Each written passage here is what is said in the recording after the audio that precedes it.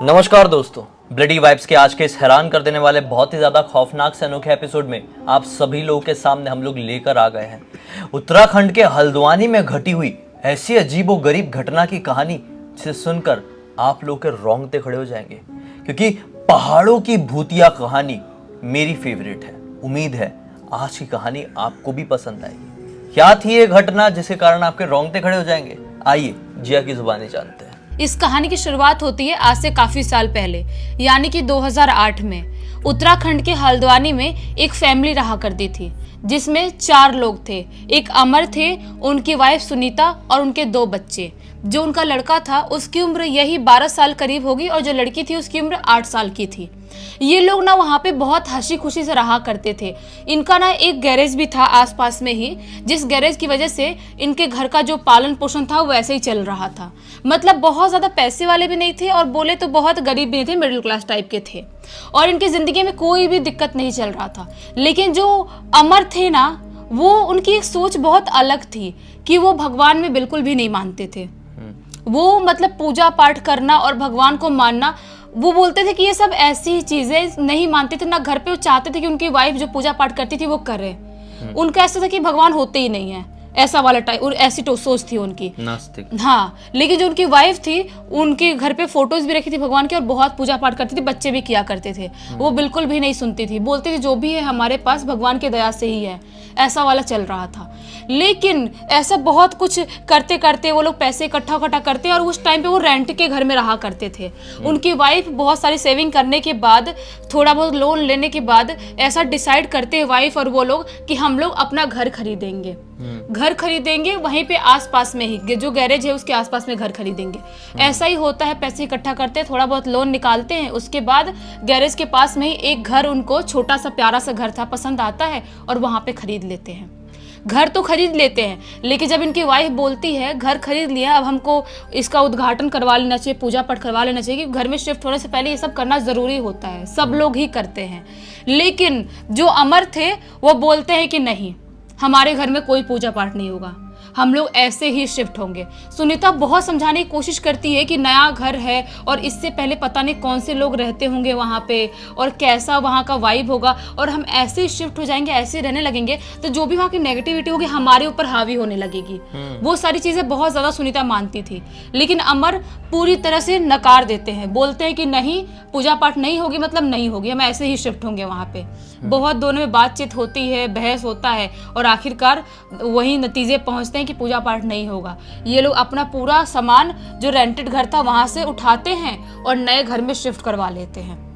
नए घर में शिफ्ट तो कर लेते हैं, जिस दिन शिफ्ट करते हैं उस दिन बहुत ज़्यादा थके हुए थे, पूरा सामान वामान सब सेट करते हैं सब कुछ। उसके बाद जब दूसरा दिन आता है, पहले दिन तो आराम से सो जाते, कोई प्रॉब्लम नहीं होती है, दूसरा दिन आता है तो उनकी वाइफ सुनीता बोलती है अमर की कि एक काम करो, जो फोटोज़ हैं ना आप वो दीवार पर लगा दो कीला ठोक के, क्योंकि मुझे पूजा पाठ करना है और आप भले पूजा नहीं रखवा रहे हो घर पर, कोई कथा नहीं करवा रहे हो, लेकिन मैं तो कर सकती हूँ ना पूजा घर पर, आप एक काम करो कीला ठोक के वहाँ फोटोज़ लगा दो। तो बोलते हैं ठीक है यार, अब इतना बोल रही तो कर देता हूँ। दूसरा दिन था, उस दिन गैरेज में नहीं गए हुए थे, वो कीला ठोक रहे थे फोटो लगाने के लिए, तभी अचानक से पता नहीं कैसे करके जो कीला था ना उनके हाथ में घुस जाता है।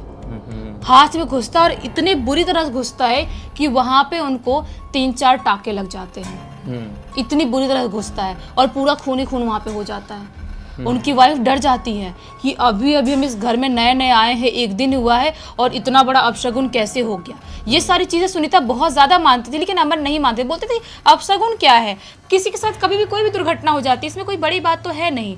वो अपना पट्टी उट्टी करवाते हैं, उस दिन का जो दिन था वो ऐसे ही खाना पीना खाते वाते निकल जाता है।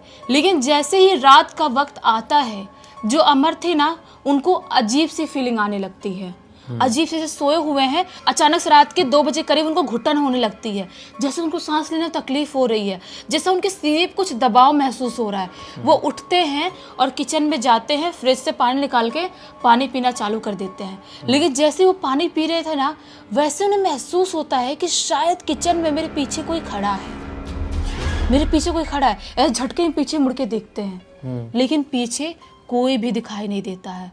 वो जैसे कि मैंने बताया कि भूत प्रेत या भगवान किसी को मानते नहीं थे, इतना माइंड नहीं करते हैं, सोचते हैं कि अब उठ ही गया हूँ तो वॉशरूम चला जाता हूँ, उसके बाद जाके सो जाऊंगा, सुबह सुबह गैरेज भी जाना है।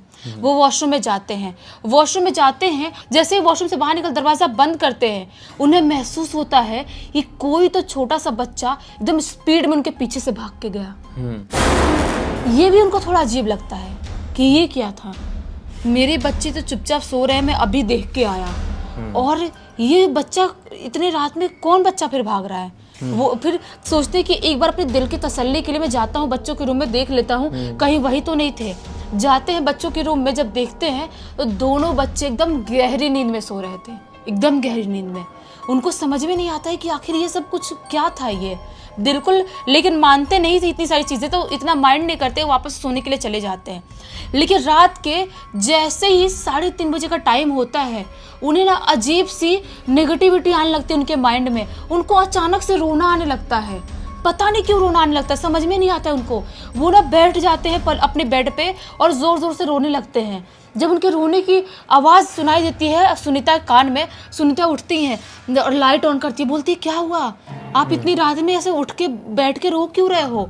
तो अमर बोलते हैं पता नहीं मैं क्यों रो रहा हूँ, मुझे कुछ समझ में नहीं आ रहा है, बस ऐसे ही मुझे रोना आ रहा है, और क्यों रोना आ रहा है मैं बिल्कुल भी नहीं समझ पा रहा हूँ। और जो 2 चीज़ उनके साथ हुई वो सारी चीज़ सुनीता को बताते हैं। सुनीता बोलती है मैं बोल रही थी ना आपको कि कोई भी घर में जाते हैं तो पूजा पाठ करवाना होता है, कुछ तो नेगेटिविटी है यहाँ पे, मुझे भी मनुष्य से लग रही है, लेकिन आप नहीं मान रहे तो पूजा पाठ नहीं करवाए, देखो आपके साथ भुगत रहे हो आप। तो फिर बोलते हैं नहीं यार तुम भी कुछ अलग ही सोचने लगती हो, वो सब पूजा पाठ की बात कहाँ से आ गई यहाँ पे, मुझे अजीब सा महसूस हो रहा है, तुम पूजा पाठ की बात लेके आ गई यहाँ पे। उनको झल्लाते हुए चिल्लाते हैं सुनीता को अमर, और वापस से बोलते हैं ठीक है तुम सो जाओ, मैं भी सो जाऊंगा। वापस सोने की कोशिश करने लगते हैं, कैसे तैसे करके उनको नींद आती है। सुबह का वक्त होता है, नाश्ता पानी करते हैं, उसके बाद अपना खाना लेके वो गैराज में निकल जाते हैं। गैराज में जाते हैं, अपना दिन भर का काम करवाते हैं। इधर सुनीता अपने बच्चों को तैयार करके स्कूल भेज देती है और अपने घर का काम वाम करने लगती है। लेकिन सुनीता पूरे टाइम जब घर में काम कर रही थी ना, उनको ऐसा महसूस हो रहा था कि इस घर में मैं अकेली नहीं हूँ, मेरे अलावा ऐसा लग रहा है कि मुझे बहुत सारे लोग हैं इस घर में, बहुत सारे लोग हैं। जैसे कि बच्चों के महसूस होना, खिलखिला के हंसने का, रोने का, आदमी औरत का बात करने का महसूस होना, उन्हें कुछ अजीबोगरीब टाइप की फीलिंग आ रही थी, किसी की प्रेजेंस समझ में हाँ, वो समझ नहीं पा रही थी कि आखिर ये सब क्या हो रहा है। रात में अमर भी कुछ अलग महसूस कर रहे थे, लेकिन सब कुछ करते करते पूरा दिन निकल जाता है। शाम का टाइम आता है, शाम के 7:30-8 बजे करीब जब अमर घर पे आते हैं तो सुनीता उनसे ये बात शेयर करती है, लेकिन अमर पूरी तरह से इग्नोर कर देते हैं। बोलते हैं कि ये सब कुछ नहीं होता है, फालतू तुम बात कर रही हो, ये ऐसा हो ही नहीं सकता, किसी की प्रेजेंस नहीं है, शायद हम लोग नए नए इस घर में आए, शिफ्ट हुए, इसलिए ऐसी फीलिंग आ रही होगी अलग अलग सी, इतनी कोई सोचने वाली बात नहीं है। ये लोग ऐसा ही होता है, बच्चों को खाना वाना खिलाते हैं, वापस से रात में सोने के लिए चले जाते हैं। लेकिन रात में जैसे ही सो रहे थे ये लोग, रात के तकरीबन 1:45 बजे करीब अमर ना बहुत जोर से चीख के उठते हैं, बहुत जोर से। तो उनकी वाइफ झटके मुट्ठी बोलती क्या हुआ, कुछ दिक्कत है क्या। वो बोलते हैं कि हाँ मुझे बहुत ही ख़राब सा सपना दिखाई दिया। अमर ऐसा बोलते हैं, मुझे ऐसा लगा कि अपने बच्चों को कुछ हो गया है, पूरे घर में आग लगा हुआ है, बच्चे अपने पूरे उसमें आग में धधक रहे हैं, हम लोग भी आग में धधक रहे हैं, समझ में नहीं आ रहा कि हमारी पूरी बॉडी में आग कैसे लगी हुई है, और हम चिल्ला रहे हैं, मदद मांगने की कोशिश कर रहे हैं, लेकिन हम लोग बच नहीं पा रहे हैं, इतना ख़राब सपना मुझे कैसे आ सकता है। तो उनकी वाइफ बोलती है क्या बात कर रहे हो, ये सपना बिल्कुल भी सही नहीं है, जिस तरह से आप बता रहे हो बहुत ज़्यादा डर लग रहा है मुझे। ये लोग ज़्यादा सोचते नहीं है। अमर बोलते हैं कि मुझे पता नहीं क्यों अजीब सा रोना आ रहा है, वापस से वो रोने लगते हैं ज़ोर ज़ोर से।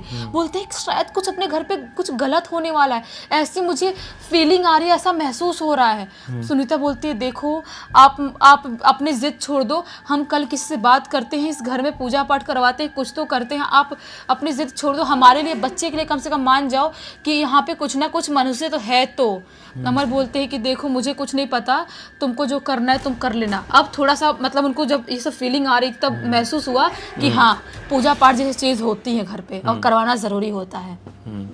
ऐसा करते करते रात निकल जाती है। ये लोग बच्चों को भी देखने गए थे कि बच्चे ठीक हैं कि नहीं, उसके बाद सो जाते हैं। जब दिन का टाइम था, आज संडे का दिन था, जो अमर थे वो तो गैरेज में गए हुए थे। संडे के दिन में, मंडे वो हमेशा जाया करते थे, वो गए हुए थे, लेकिन बच्चों की आज छुट्टी थी स्कूल की। तो क्या होता है, सुनीता जो बाहर थोड़े बहुत पौधे लगे हुए थे ना, वहाँ पे पानी दे रही थी। तभी उन्हें ऐसा महसूस होता है कि उनकी तरफ चल के कोई बाहर से आ रहा है। वो जब उनके बहुत करीब आता है तो देखती हैं ये तो कोई साधु बाबा टाइप दिखाई दे रहे हैं। तो वो बोलती है, जब साधु बाबा उनके पास आते हैं तो बोलती है, क्या हुआ बाबा, आपको कुछ पानी वानी की ज़रूरत है, कुछ खाना है आपको, मैं लाके दूँ? तो बाबा सिर्फ ऐसा मुँह देख रहे थे, सुनीता का मुँह देख रहे थे, और देखते देखते बोलते हैं कि बेटा तुम बहुत बड़ी परेशानी में पहुँचने वाली हो। तो ये बोलती है, क्या बात कर रहे हो बाबा, कौन सी परेशानी?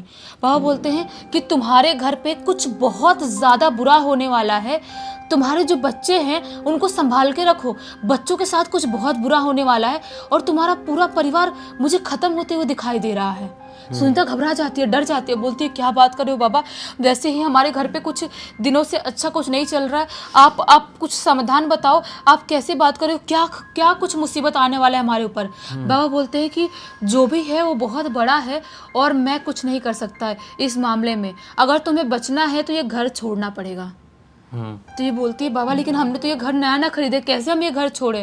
बाबा बोलते हैं, बेटा मुझे नहीं पता, मुझे जो बताना था, मुझे जो सही लगा, मैंने तुम्हें बता दिया, अब तुम्हारे आगे है कि तुम्हें क्या करना है। बाबा इतना बोलते हैं, बोलते सुनीता चले बाबा आप कुछ खा पी लीजिए। बाबा बोलते नहीं बेटा मैं जाता हूँ। बाबा वहाँ से चले जाते हैं। सुनीता समझ नहीं पाती, उनके दिमाग में यही चलता है कि क्या बोल के गए बाबा, क्या होने वाला है हमारे घर पे, जो सब बोल रहे सच में वो सही है, जो अमर को फीलिंग आ रही है कि सच में वो कुछ सही है, लेकिन फिर सोचती है कि नहीं ऐसा कुछ नहीं हो सकता। दिमाग को शांत करती है, और जो उनका लड़का था ना, जो 12 साल का था उम्र में, उसको किराना दुकान पास में था, वहाँ पे कुछ चीनी खत्म हुआ था तो वो लेने के लिए भेज देती, बोलती बेटा जा चीनी लेके आ, चाय बनाना है, पापा आएंगे शाम को तो चाय देना होता है।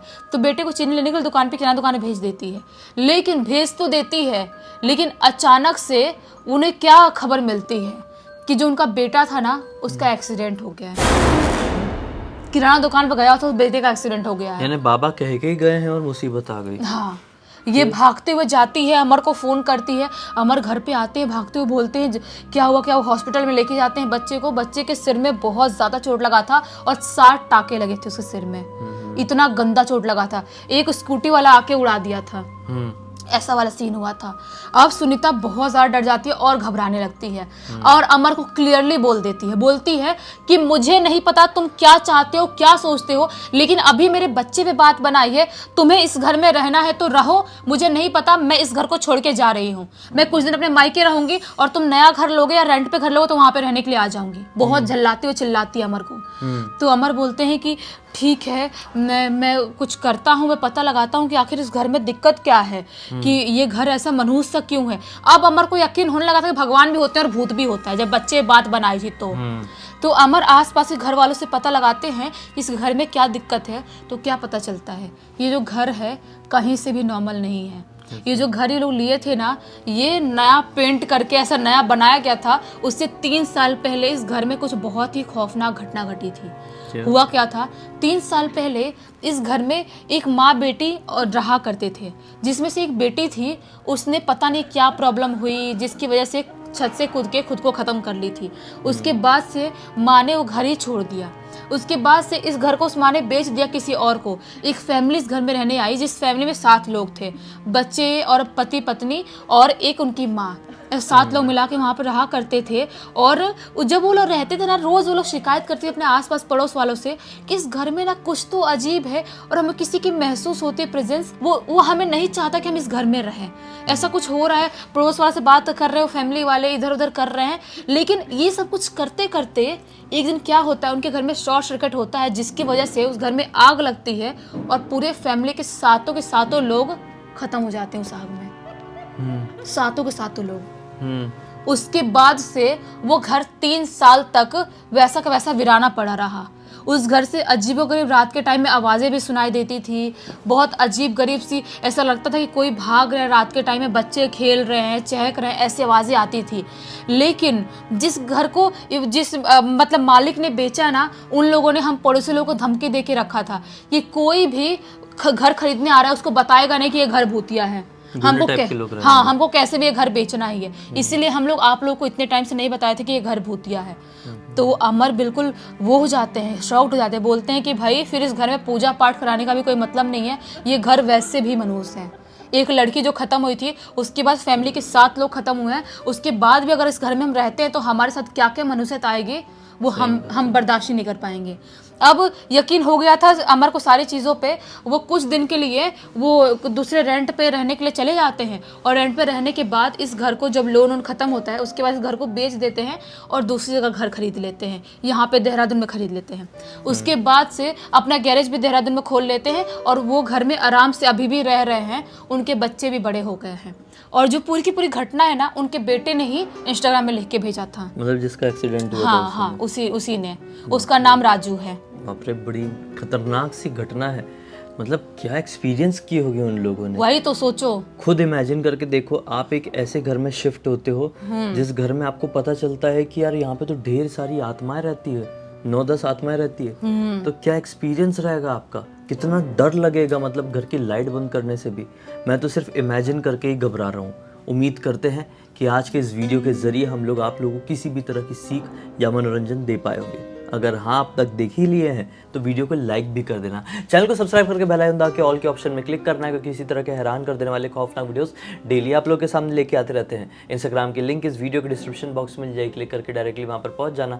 और इसी तरह की कोई भी कहानी, टॉपिक या जानकारी आप लोग के पास भी है तो लिख भेजना। हो सकता है हमारा अगला वीडियो कल आप लोग के हिसाब से ही बन रहा हो। तो चलिए कल फिर से मिलते हैं, तब तक के लिए बहुत बहुत धन्यवाद। आप लोग का दिन शुभ हो।